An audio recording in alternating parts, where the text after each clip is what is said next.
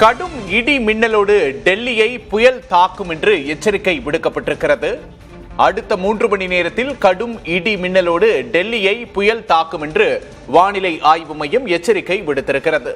100 kilometre வேகம் வரை காற்று வீசும் என்று வானிலை ஆய்வு மையம் தெரிவித்திருக்கிறது. அண்மை செய்தியை பார்க்கிறோம். கூடுதல் விவரங்களை டெல்லி செய்தியாளர் கணபதியிடம் கேட்டு பெறலாம். கணபதி, டெல்லியில கடுமையான புயல் தாக்க போறதா வானிலை ஆய்வு மையம் சொல்லி இருக்கிறதா? அண்மை செய்தியை பார்க்கிறோம். என்ன நடக்குது? கூடுதல் விவரம் என்ன?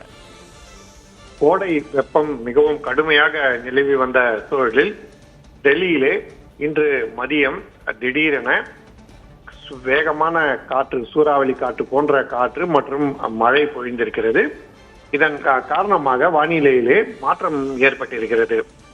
தொடர்ந்தும் இதே போல சூறாவளி காற்று மிகவும் வேகமாக காற்று வீசக்கூடும் எனவும் மழை பெய்யக்கூடும் எனவும் வானிலை ஆய்வு மையம் எச்சரிக்கை விடுத்திருக்கிறது.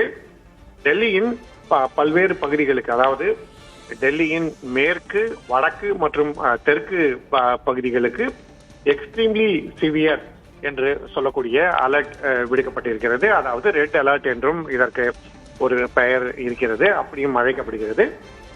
பிற பகுதிகளுக்கு எல்லோ அலர்ட் என்று சொல்லப்படும் எச்சரிக்கை விடுக்கப்பட்டிருக்கிறது. மழை, வேகமான காற்று மற்றும் மின்னல் தாக்குதல் ஆகியவை ஏற்படக்கூடும் என தெரிவிக்கப்பட்டிருக்கிறது.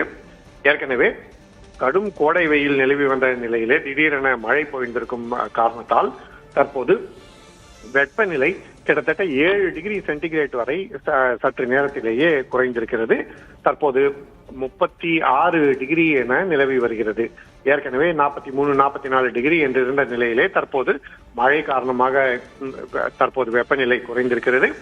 மேலும் தற்போது கடுமையான மழை மற்றும் சூறாவளி காற்று காரணமாக வெப்பநிலை இன்னும் குறையலாம் எனவும் கருதப்படுகிறது. ஒரு புறம் இது கோடை வெப்பத்தில் இருந்து ஒரு புறம் மக்களுக்கு ஆறுதல் தரும் விஷயமாக இருந்தாலும், அதே சமயத்தில் வேகமான காற்று, சூறாவளி காற்று போல வீசினால் அதனால் மரங்கள் சரிவதற்கும் கம்பங்கள் விழுவதற்கும் வாய்ப்பு இருக்கிறது.